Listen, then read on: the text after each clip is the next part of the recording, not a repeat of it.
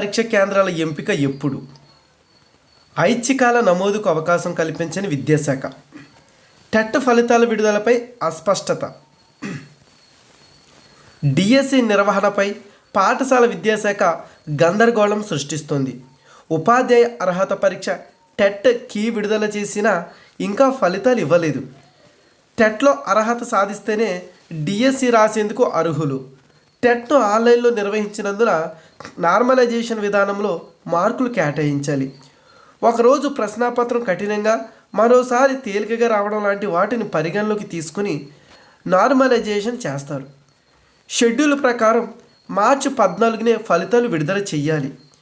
చేయకపోవడంతో అభ్యర్థులు అయోమయానికి గురవుతున్నారు. మరోప్రక్క డిఎస్సి దరఖాస్తులను స్వీకరించిన విద్యాశాఖ దీనికి పరీక్ష కేంద్రాల ఎంపికకు ఇంకా ఐచ్ఛికాలు కూడా ఇవ్వలేదు.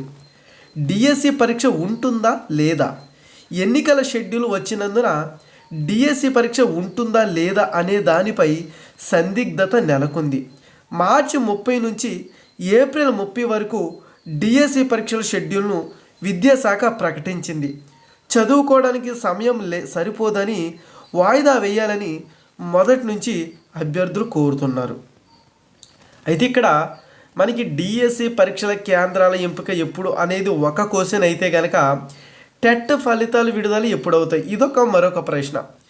ఎందుకంటే ఇక్కడ డిఎస్సి పరీక్ష రాయాలి అనేది టెట్ ఫలితాలతోనే డిపెండ్ అయి ఉంటుంది. ఎందుకంటే టెట్ ఫలితాల ఆధారంగా తీసుకుని ఒక 20% అందులో యాడ్ చేస్తారు కాబట్టి ఇదివరకు టెట్ క్వాలిఫై అయిన వాళ్ళకి ఓకే. అయితే ఇక టెట్ క్వాలిఫై అవ్వకుండా టెట్ క్వాలిఫై అవ్వే విధంగా ఎవరైతే అన్ని విధాల ప్రయత్నాలు చేస్తున్నారో అలాంటి అభ్యర్థులు టెట్ క్వాలిఫై డిఎస్సిలో అర్హత సాధించాలని చూస్తున్నటువంటి అభ్యర్థులందరూ కూడా డిఎస్సి పరీక్షకు రాయాలి కాబట్టి వాళ్ళందరికీ కూడా టెట్ అనేది కీలకం కాబోతుంది. సో ఇలాంటి టెట్ పరీక్షకు సంబంధించినటువంటి ఫలితాలు విడుదల చేయకుండా డిఎస్సి కేంద్రాల ఎంపిక కానీ డిఎస్సి పరీక్ష నిర్వహణ కానీ ఏ విధంగా చేస్తుంది అనేది అభ్యర్థుల ఆందోళన. ఇప్పుడు నార్మల్గా చూసుకుంటే షెడ్యూల్ ప్రకారం టెట్ ఫలితాలను అయితే కనుక మార్చి 14నే విడుదల చేయాలి. ఇప్పటికీ టెట్ ఫలితాలు విడుదల చేయలేదు. ఇక చూస్తే అనుకున్న సమయానికి ఈ యొక్క డిఎస్సి పరీక్ష కేంద్రాల ఎంపిక కూడా ఇవ్వాలి. సో ఇక 25 నుంచి కూడా హాల్ టికెట్ల డౌన్లోడ్ కూడా ఆప్షన్ వస్తుంది. మరి ఈ సమయంలో ఎన్నికల కోడ్ అమల్లోకి వచ్చింది. ఒక పక్క ఎన్నికల పనులు శరవేగంగా జరుగుతున్నాయి. మరి ఇలాంటి సందర్భంలో డిఎస్సి పరీక్ష జరుగుతుందా లేదా రద్దు చేస్తారా లేదా వాయిదా వేస్తారా అనే ప్రశ్న అభ్యర్థుల్లో ఆందోళన కలిగిస్తుంది. అయితే మనకి మరొక ఆర్టికల్ చూసినట్లయితే కనుక డిఎస్సి పరీక్షలు వాయిదా వేయాలి, సిఎస్కు సిపిఎం లేఖ. ఓకే, డిఎస్సి పరీక్ష వాయిదా వేసి ఎన్నికల తర్వాత మెగా డిఎస్సి నిర్వహించాలని కోరుతూ ప్రభుత్వ ప్రధాన కార్యదర్శి జవహర్ రెడ్డికి సిపిఎం రాష్ట్ర కార్యదర్శి శ్రీనివాసరావు లేఖ రాశారు. రాష్ట్రంలో లక్షలాది మంది నిరుద్యోగ యువత గత కొన్నేళ్లుగా డిఎస్సి కోసం ఎదురు చూస్తున్నారు. డిఎస్సిలో కేవలం 6100 పోస్టులను ప్రకటించి ఎన్నికల్లో లబ్ధి పొందడానికి ప్రభుత్వం ప్రయత్నించినట్లు ఉంది తప్ప నిరుద్యోగ సంస్కార పరిష్కారానికి చిత్తశుద్ధితో చేసినట్లు లేదనేది మా అభిప్రాయం. ఎన్నికల ప్రచారం ముమ్మరంగా జరుగుతున్న సమయంలో మార్చి 30 నుంచి ఏప్రిల్ 30 వరకు డిఎస్సి ఆన్లైన్ పరీక్షలు నిర్వహించాలని ప్రభుత్వం నిర్ణయించింది. ఈ సమయంలో విద్యార్థులు చదువుకోవడానికి అంత సానుకూలత ఉండదు. డిఎస్సికి సన్నద్ధమయ్యేందుకు కొంత సమయం కావాలి. సర్వీసులో ఉన్న ఉపాధ్యాయులు, స్కూల్ అసిస్టెంట్లపై పోస్టుల కోసం సన్నద్ధమవుతున్నారు. ఇప్పుడు వీరంతా 10వ తరగతి ప్రశ్నాపత్రాల మూల్యాంకనానికి వెళ్లాల్సిన అవసరం ఉంది. ఈ నేపథ్యంలో డిఎస్సిని వాయిదా వేయాలి. 30,000 పోస్టులు ఖాళీగా ఉన్నందున మెగా డిఎస్సి వేయాలని కోరారు. ఇది వాస్తవమే, కానీ మరి ఇది జరగదు కదా. ఎందుకంటే ప్రభుత్వం మారితే తప్ప ఈ ప్రభుత్వానికి ఇలాంటివి అర్థం కావు. ఎందుకంటే ప్రభుత్వం రాకముందే జగన్మోహన్ రెడ్డి గారు 23,000 ఉద్యోగాలు ఖాళీగా ఉన్నాయి. 23,000 ఉద్యోగాలతో మెగా డిఎస్సి విడుదల చేస్తానని హామీ ఇచ్చారు. అయితే జగన్మోహన్ రెడ్డి గారు అధికారంలోకి వచ్చి ఇప్పుడు దాదాపుగా 5 సంవత్సరాలు దాటేస్తుంది. అయితే ఈ 5 సంవత్సరాల్లో జగన్మోహన్ రెడ్డి గారు విడుదల చేసినటువంటి ఏకైక డిఎస్సి ఈ తప్పుల తడాక డిఎస్సి నోటిఫికేషన్. ఈ తప్పుల తడాక డిఎస్సి నోటిఫికేషన్లో ఉన్న పోస్టులు ఏంటంటే 6,100 పోస్టులు. అయ్యగారు అప్పుడు 23,000 పోస్టుల గురించి చెప్పి ఇప్పుడు తీరా 6,100 పోస్టులు తీశారు. జగన్మోహన్ రెడ్డి గారు హామీ ఇచ్చిన తర్వాత సంవత్సరంలో మెగా డిఎస్సి విడుదల చేస్తే 23,000 పోస్టులు విడుదల చేయాలి జగన్మోహన్ రెడ్డి గారు చెప్పిన లెక్కల ప్రకారం. అప్పుడు విడుదల చేయలేదు కాబట్టి ఈ 5 సంవత్సరాల గ్యాప్ వచ్చింది కాబట్టి ఈ 5 సంవత్సరాల గ్యాప్లో మనం ఎలా చూసుకున్నా ఒక 7,000 పోస్టులు అయినా పెరిగే ఉంటాయి కదా. ఈ 7,000 పోస్టులు ఆ 23,000 పోస్టులకి కలిపితే 30,000 పోస్టులు ఈజీగా నోటిఫికేషన్ విడుదల చేయొచ్చు. కానీ వాటన్నిటిని పట్టించుకోగా డిఎస్సి నోటిఫికేషన్ విడుదల చేయకపోగా ఎన్నికల స్టంట్లో భాగంగా చివరి నిమిషంలో అంటే ఎన్నికలు వస్తున్న మరుసటి నెలలో 6,100 పోస్టులతో అయితే కనుక డిఎస్సి తప్పుల తడాక నోటిఫికేషన్ విడుదల చేయడం జరిగింది. తప్పుల తడాక నోటిఫికేషన్ అని ఎందుకు అంటున్నానంటే కనుక టెట్ ఫలితాలకి డిఎస్సి నోటిఫికేషన్కి ఒక్కరోజు వ్యవధి ఇచ్చారు. ఈ నేపథ్యంలో అభ్యర్థులందరూ అయ్యో ఎడ్యుకేషన్ మినిస్టర్ గారు మీకు ఆ సెన్స్ లేదా మినిమం కూడా సెన్స్ లేదా ఈ విధంగా ఉంటాయి పరీక్షలు అనేసి అందరూ అభ్యర్థులు పెట్టినా కానీ అయ్యగారికి అర్థం కాలే. సో చివరికి కోర్టులో పిటిషన్ దాఖలు చేసి తమ వాదనను వినిపించి కోర్టు నుంచి కూడా తమ సపోర్ట్గా తీర్పు అయితే తెప్పించుకున్నారు అభ్యర్థులు. దీంతో ఈ యొక్క అభ్యర్థులకి అయితే కనుక 4 వారాల వ్యవధి ఇవ్వాలని అయితే కోరారు. ఈ 4 వారాల వ్యవధిని కూడా మంచి ఆలోచనగా తీసుకున్న ప్రభుత్వం అంటే పరీక్ష రద్దు అవుతుందనే ఉద్దేశంతో తీసుకుందో తెలీదు, ఈ పరీక్ష జరగకూడదనే ఉద్దేశంతో తీసుకుందో తెలియదు. కానీ 4 వారాలంటే 4 వారాల సమయంతో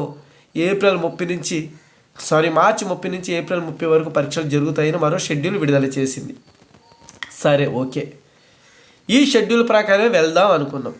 అయితే ఇప్పటికీ కూడా టెట్ అభ్యర్థులకు సంబంధించినటువంటి ఫలితాలు అయితే ఇప్పటికీ విడుదల చేయలేదు. టెట్ అభ్యర్థుల ఫలితాలు వస్తేనే అభ్యర్థులందరూ డిఎస్సికి ప్రిపరేషన్ ఏ విధంగా చేసుకోవాలి, ఎవరు అర్హులు అనేది చూసుకుంటారు. అది ఇవ్వలేదు. ఇప్పటికీ వెబ్ ఆప్షన్లు అనేది ప్రక్రియ అనేది ఆన్లైన్లో ఇవ్వాలి వాళ్ళు ఇచ్చిన షెడ్యూల్ ప్రకారం, అది కూడా ఇంకా రాలేదు.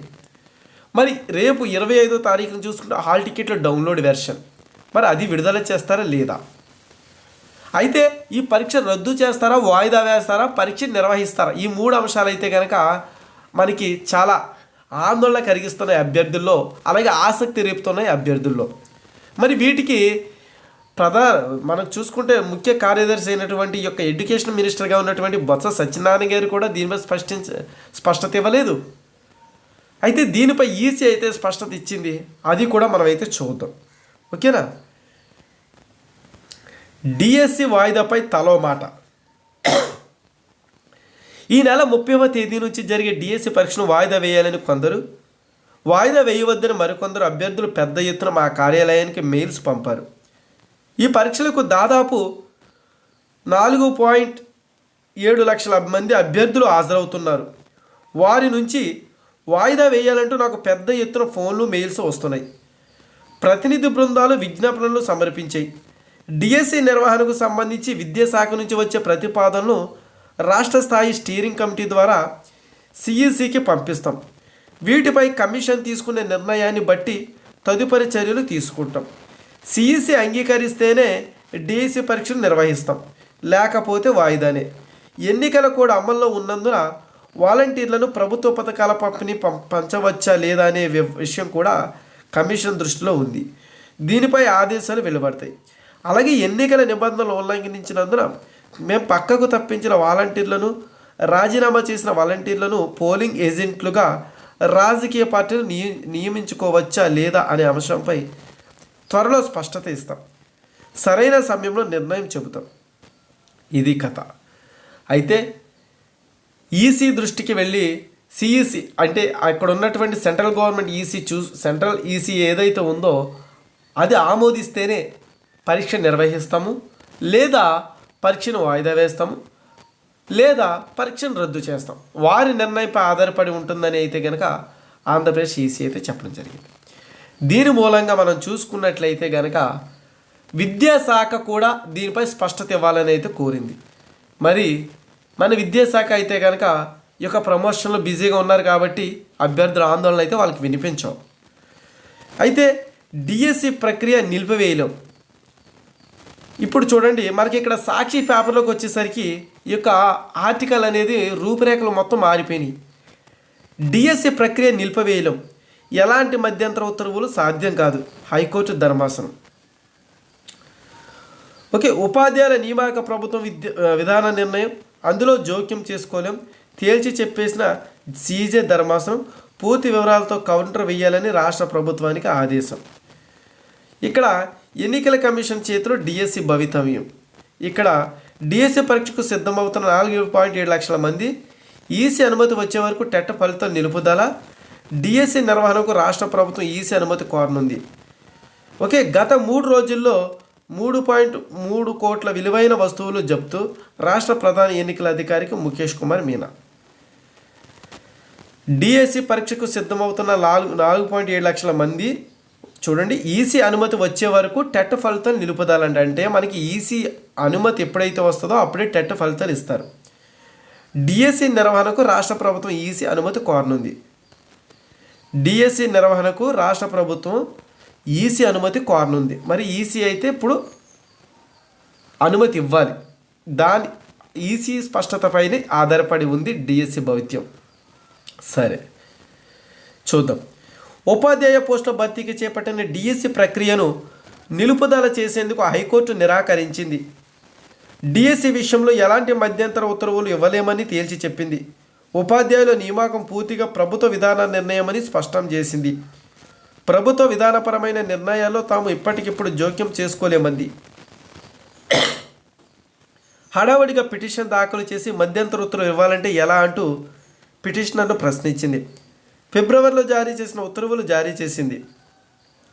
ప్రభుత్వ పాఠశాలలో అర్హతలు కలిగిన వారిని ఉపాధ్యాయులుగా నియమించాలని, ఈ విషయంలో అన్ని స్కూళ్లను ఒకే రకంగా చూసేలా ప్రభుత్వాన్ని ఆదేశించాలని కోరుతూ డాక్టర్ గుంటపల్లి శ్రీనివాస్ హైకోర్టులో ప్రజా ప్రయోజన వ్యాజ్యం దాఖలు చేశారు. పాఠశాలలో వివిధ ఉపాధ్యాయ పోస్టుల మార్గదర్శకాల జీవోలు 11/12కు సంబంధించి తదుపరి చర్యలని నిలిపివేస్తూ మధ్యంతర ఉత్తర్వులు ఇవ్వాలని కోరారు. ఈ వ్యాజ్యంపై సీజే ధర్మాసనం బుధవారం విచారణ జరిపింది.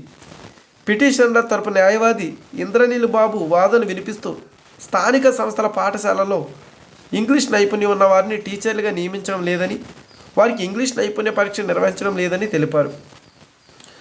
రెసిడెన్షియల్ మోడల్ గురుకుల పాఠశాలలో మాత్రమే ఇంగ్లీష్ నైపుణ్య పరీక్ష నిర్వహిస్తున్నారని తెలిపారు.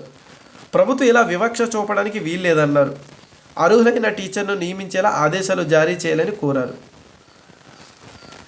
జీవోలను ఇప్పుడు సవాలు చేశారని గుర్తు చేశారు. మధ్యంతర ఉత్తర్వులు కావాలంటే ముందే కోర్టుకు వచ్చి ఉండాల్సిందని తెలిపింది. ఉపాధ్యాయ పోస్టుల భర్తీ, వారి అర్హతలు తదితర విషయాలపై పూర్తి వివరాలతో కౌంటర్ దాఖలు చేయాలని రాష్ట్ర ప్రభుత్వాన్ని ఆదేశించింది.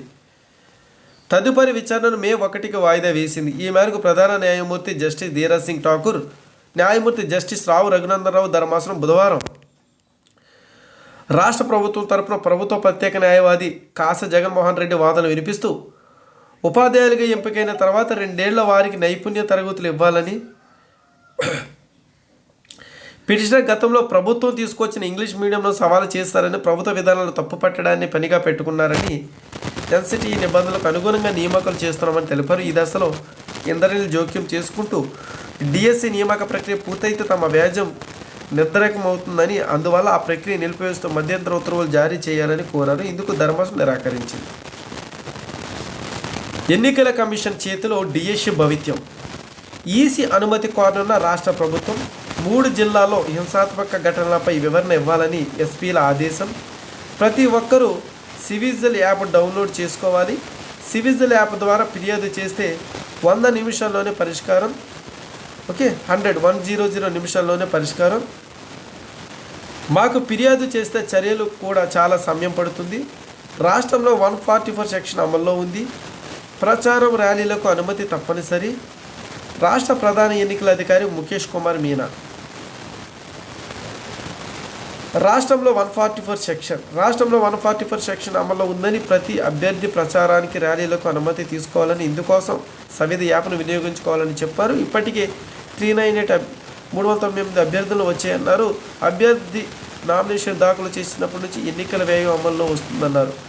85 ఏళ్ళు దాటిన వారికి ఇంటి వద్దనే ఓటేసే అవకాశం ఉందన్న ఇటీవల తెలంగాణ ఎన్నికల్లో 2% మందే వినియోగించుకున్నారని, చాలామంది అయితే కేంద్రానికి వచ్చి ఓటు వేయడానికి ఆసక్తి చూపిస్తున్నారని చెప్పారు. ఇది వేరే విషయం అండి. అయితే ఇక్కడ మనం చూసుకునేది ఏంటంటే కనుక ప్రస్తుతం అయితే కనుక ఈసీ అనుమతించాలంట. ఈసీ అనుమతిస్తేనే టెట్ ఫలితాలు రిలీజ్ చేస్తారట. ఈసీ వాయిదా వేయమంటే టెట్ ఫలితాలు ఏం చేస్తారో మనకు తెలియదు. ఈసీ రద్దు చేయమంటే ఈ యొక్క ఎగ్జామ్ని అయితే రద్దు చేయాలని అయితే కనుక మనకైతే నిన్న జరిగినటువంటి రాష్ట్ర ఎన్నికల కమిషనర్ అయితే కనుక చెప్పడం అయితే జరిగింది. సో ఇది గైస్. అయితే కనుక డిఎస్సి పరీక్ష రద్దు అవుతుందా, డిఎస్సి పరీక్ష వాయిదా వేస్తారా, డిఎస్సి పరీక్ష నిర్వహిస్తారా అనేది అయితే కనుక ఈసీ చేతిలో ఉంది. కాబట్టి ఈసీ చేతిలో ఉన్నటువంటి యొక్క ఈసీ కమిషన్ నుంచి వచ్చినటువంటి స్పష్టతపై డిపెండ్ అయి ఉంది. కాబట్టి అందరూ కూడా ఈసీ దీనిపై స్పష్టత ఏ విధంగా ఇవ్వబోతుంది అనేది అయితే కనుక డిఎస్సి అభ్యర్థులందరూ వేయికళతో ఎదురు చూస్తున్నారు. వన్స్ అప్డేట్ రాగానే మీ అందరికీ కూడా నేనైతే ఇమీడియట్గా అందిస్తాను. ఇది గాయ్స్, మరొక లేటెస్ట్ అప్డేట్ అయితే మీ ముందుకు వస్తాను. అంతవరకు కూడా please watch and today talkies YouTube channel.